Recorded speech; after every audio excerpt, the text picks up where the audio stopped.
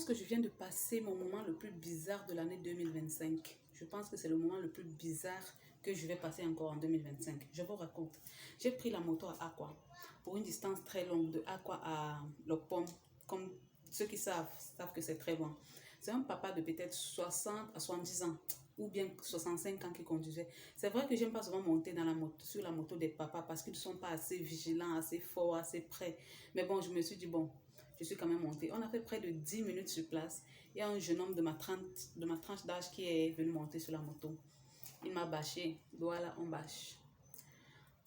Dès que le monsieur a démarré, peut-être à 100 mètres, c'est comme si les deux je sais pas, c'est comme si les deux se communiquaient en esprit, je ne sais pas. Parce qu'ils ont commencé le même sujet au même moment. Dès que le jeune a commencé que vraiment le Cameroun, le père a pris une fois. Les élections 2025, en septembre, machin, on appelle ça quoi? En octobre, il ne faut plus qu'on vote tel, parce que, ils ont commencé. Et le jeune homme avait tellement une voix qui sonne que quand il parlait, soit je faisais ça, je tournais ma tête comme ça. Et quand il parlait, il rapprochait sa tête de mon oreille. Je le comprends, parce qu'il fallait qu'il fasse ça pour que le papa qui était conducteur comprenne ce qu'il avait à dire. Ils ont commencé. Les élections. Le père là, il est vieux. Il a 92 ans. Il a fait 40 ans de service. Ou il a fait 50 ans de service. Il parlait. Je me suis toujours dit, hé Seigneur, les gens, si. Mes oreilles. J'aime pas d'abord quand ils montent sur la moto, on bavarde beaucoup, ça m'énerve. Parce que la majorité des gens qui bavardent beaucoup sur les motos ont soit la mauvaise haleine, soit ils sentent la cigarette. Et le père a senti la cigarette. J'ai failli dire aux jeunes là que, gars, pardon, le père, si. Mais tellement il était dans la conversation à un niveau où bavarder, prendre le père, laver, sécher, prendre on appelle quoi, les ministres, laver, sécher, ils ont tout lavé, ils ont bavardé ces deux-là. Et le papa là avait une rage, c'est ce qui m'a fait bizarre encore. Le jeune parlait au moins simplement, c'est vrai que les deux disaient la même chose, mais le papa là avait encore une rage terrible. Oh! Si j'étais seule sur la moto, j'allais lui dire que le père, pardon, laisse-moi. Ou bien si je ne partais pas loin, j'allais lui dire que le père, pardon, dépose-moi ici. Mince.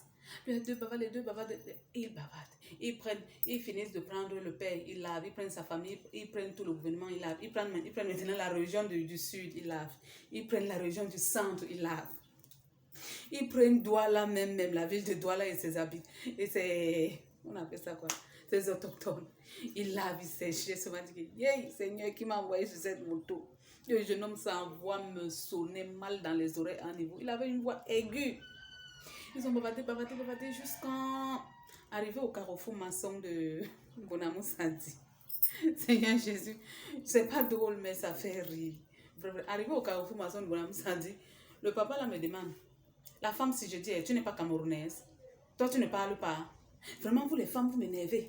Hein? Depuis on parle là, tu ne dis rien. C'est comme si ça nous concernait seul. Hein? Tu es là comme une tchadienne qui est seulement de passage à Douala. Hein? Il a parlé. J'ai cru que le père allait garer pour me taper. Tellement il parlait comme ça, je ne disais rien. Je voulais déjà dire que le père, vous avez déjà tout dit. Moi, je vais encore ajouter quoi dans ça. Vous avez déjà tout dit ce que moi je pensais. Mais le papa bavardait. Tellement je suis restée encore calme. Le jeune qui était derrière moi, je ne dis pas dans les pensées, mais selon sa réaction, j'ai compris que il a su que j'étais du centre. Parce que tellement ils ont bavardé, insulté, dénigré, je ne disais rien. Le papa là m'a demandé encore de pourquoi je ne parle pas, je n'ai rien dit. Apparemment, le jeune là a compris. Comme le jeune là a fermé sa bouche, comme on ferme le sac avec la fermeture, comme ça, zang. Jusqu'à arriver à l'endroit où je descendais, le jeune là n'a plus prononcé une seule parole. Le père là bavardait seul maintenant. Donc le père n'avait pas compris, ou il avait compris, ou il n'avait pas compris. Il bavardait seul maintenant. Le papa bavardait. Demandait encore au jeune que, gars, tu ne dis plus rien. Il a commencé à dire, on va alors faire comment? C'est le pays. Non, c'est que... Je suis restée comme ça, je dis, mince. C'est comme ça que tu peux être ami avec quelqu'un. C'est comme ça que tu peux penser être ami avec quelqu'un. Tu peux penser t'entendre avec quelqu'un, soit un ami, soit un collègue, soit une connaissance, soit un voisin du quartier. Et pourtant, la personne a ton mal. Devant toi, la personne rit. Elle joue au gentil. Et pourtant, derrière, la personne t'enterre. J'aimerais poser une question à ce genre de personnes parce que je sais que même sur les réseaux sociaux, ils sont pleins. Ils sont même dans la vraie vie. Mais ils se cachent. Beaucoup ne disent pas ça en face. Comme les gens là, comme le père là, le monsieur là. Beaucoup se cachent sur leur téléphone pour envoyer ça sur les réseaux sociaux. J'aimerais vous poser une question. Celui que vous combattez là, notre père là, combattez-le seul. Ne combattez pas les gens de sa région. Ne combattez pas les gens de sa région, s'il vous plaît. Combattez-le seul, même pas sa famille. Ne prenez pas les innocents, vous mettez dans vos guerres, dans vos bêtes guerres, parce que j'appelle ça la bête guerre. Une guerre tellement bête. Ne prenez pas tout le monde, vous mélangez dedans. Ah! Franchement, quand je vois les gens tenir ce genre de langage, tellement je les méprise à un niveau ouf.